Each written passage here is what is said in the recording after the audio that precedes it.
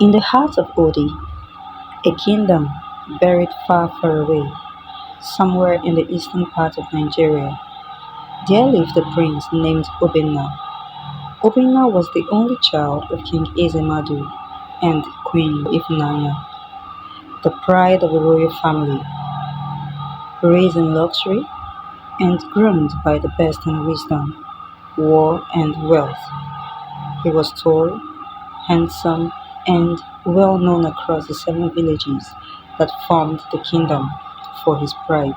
One morning, as Obinna approached his 30th birthday, King Ezemadu summoned his royal council.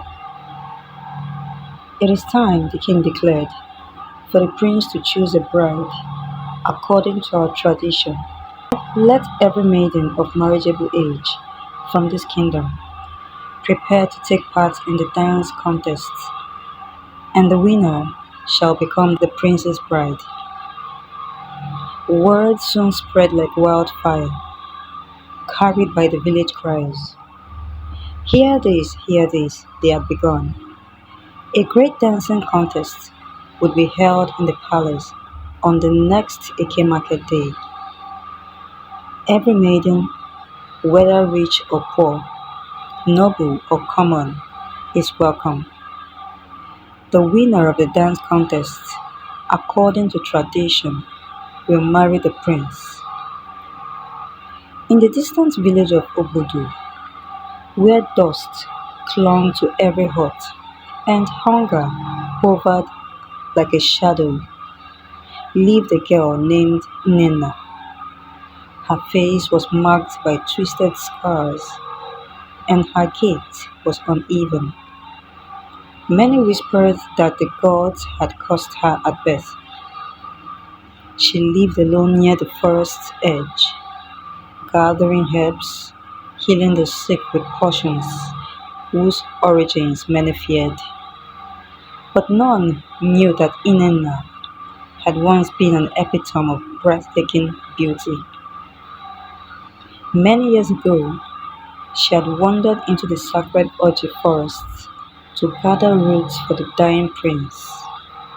After she had a dream that the prince had died, there she encountered Udude, a powerful spirit cloaked in bright light that shimmered like the moon. Your heart is pure, Udude had said, but to become a powerful healer and save the prince, you must pay a price. Now, you must choose between beauty or life. Without hesitation, Nnenna chose life. In an instant, Udude's light fell on her, and her beauty vanished. Spots dotted her skin, her limbs twisted, her voice softened into a whisper of what it once was.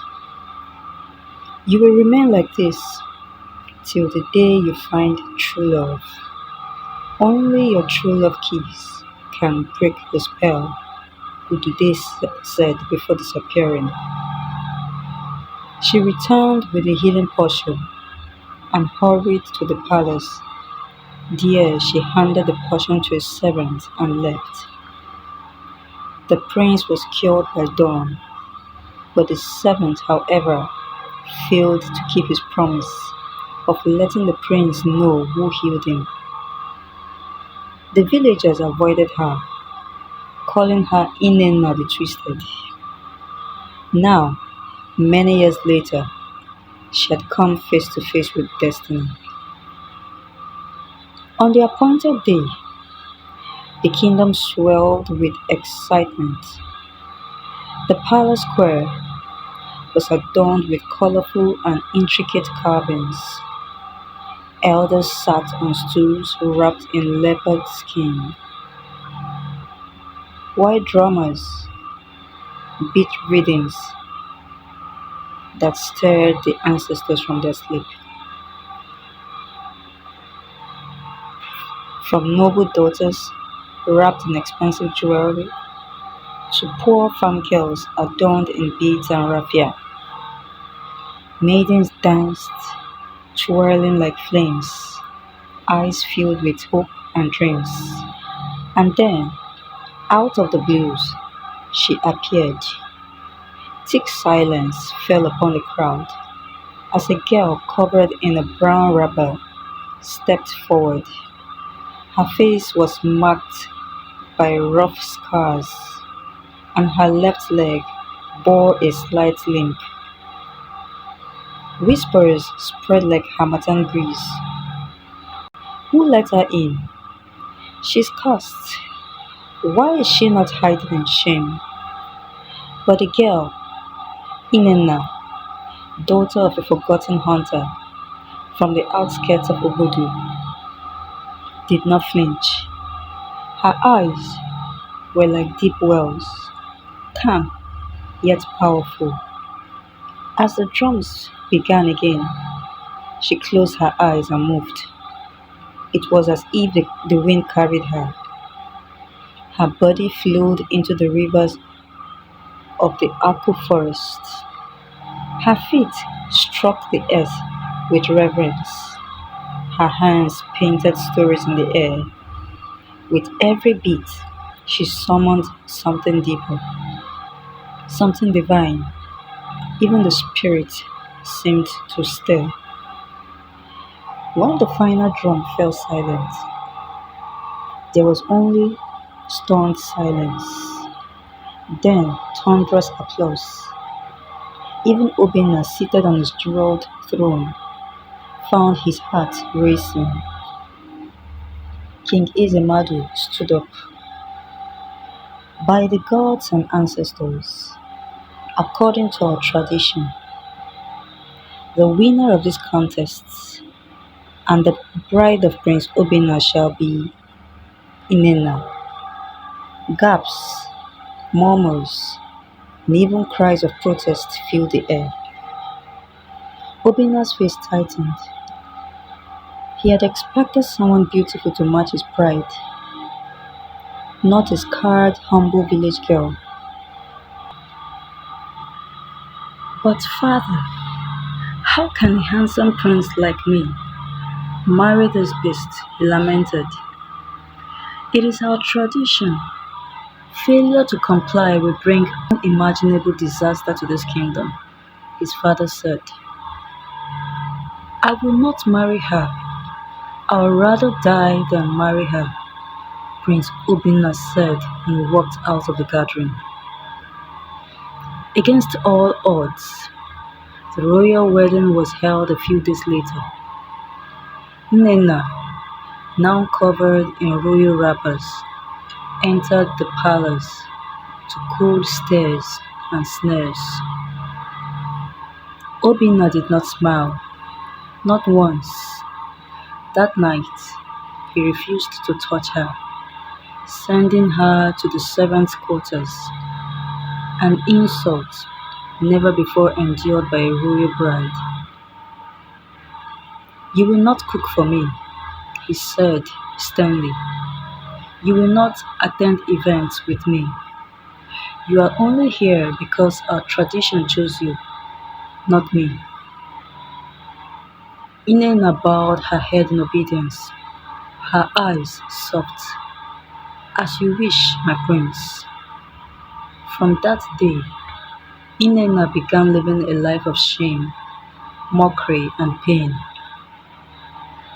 The servants mocked her, the kitchen maids mocked her, the villagers mocked her, yet she remained kind by treating the sick and injured with herbs. Soon, whispers began to spread in the palace. Despite everything we have done to her, she's still doing good. Days turned into weeks, and weeks into months. But Obinna's hatred for Nnenna increased the more. One cold evening, Nnenna fell terribly sick in her tiny chamber. Fever burned her skin, and her breath came in shallow gasps. The prince was informed, but he refused to visit. She's probably cursed. Let her die so I can have peace, he said coldly. His father the king called him to the throne room. What is this that I hear? He said. What did you hear, father? Obinna asked. That your wife is terribly sick and that you have refused to visit her or call the healers to attend to her, he continued. First of all, father, she's not my wife. I only married her because of tradition. As a matter of fact, I want to take another bride, preferably the second runner-up in the dance contest. She is tall and beautiful, the type of woman I would like to spend the rest of my life with. The king heaved a sigh of deep concern. Is this what you really want? The king asked. Yes, father, the prince said. So shall it be, the father replied. 3 days later, Nnenna's condition worsened. All the medicine men that the king invited were unable to find a solution to Nnenna's strange sickness. Soon, the gossip began. She healed others, but can't heal herself. Some said, maybe she's truly cursed. Others said, perhaps she's not the true chosen one. The rest said. But the king, tired of his son's bitterness, allowed the second runner-up from the dance contest, a well-respected eldest daughter named Adaku, to be considered as the new bride. Another wedding date was fixed. The wedding day finally arrived, and the people gathered once again in their colorful attire. As the drums sounded and the palm wine flowed, an unexpected figure stepped forward before the king. It was DK, the oldest palace servant. His voice trembled with the weight of the secret he was about to reveal. My king, DK said, bowing low, forgive me, but I can no longer carry this burden in silence. King Ezemadu narrowed his eyes. Speak quickly. DK's voice rose. Many years ago, when Prince Obinna fell ill with a strange illness, when healers tried to cure him and failed, when priests from far lands failed, when the queen wept daily, and when the kingdom prepared for the worst. He paused as murmurs started spreading through the crowd. The king raised a hand, silencing the murmuring. Go on, DK, he said. A young girl came to the gates, DK continued. She carried a glowing gourd filled with a potion that steamed like morning mist. She said she had walked through the sacred forest of Oji, and the great Udude had demanded she exchange her beauty for the potion because she had seen a vision of the prince's death and could not let him perish. Obinna sat up uncomfortably on his royal chair. She gave me the potion, even though I feared her appearance. Her eyes were soft and innocent. So I gave it to the prince in secret. By dawn, he awoke, whole and healthy. That girl made me promise to tell the prince all that she did for him and her sacrifice of love, but I forgot and let her down. Destiny, however, has brought her back to this palace. Oh, I am highly disappointed in you, DK. How could you forget something as important as this? The king said. Tell me, who is this girl? Where is she? How can we find her? The king asked impatiently. DK turned towards the boys' quarters. That girl is Princess Nnenna, Prince Obinna's wife. A thick silence followed the revelation as Obinna leaped to his feet and raced towards the boys' quarters, where Nnenna lay. The king, queen, and villagers followed behind. Obinna burst into the dimly lit room. The scent, the scent of herbs and decay hung heavy in the air. Nnenna lay still on her mat, her skin pale, her breath gone. "No," he whispered. "Nnenna, please, wake up."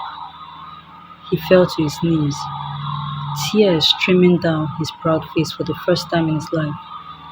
"I'm sorry I treated you like nothing, even though you gave up everything for me." He took her cold hand and kissed her on the lips gently.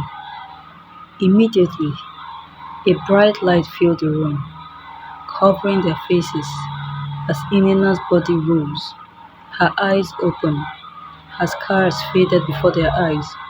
Her skin glowed with radiant beauty, more enchanting than anyone had ever seen. She looked at Obinna with tears in her eyes.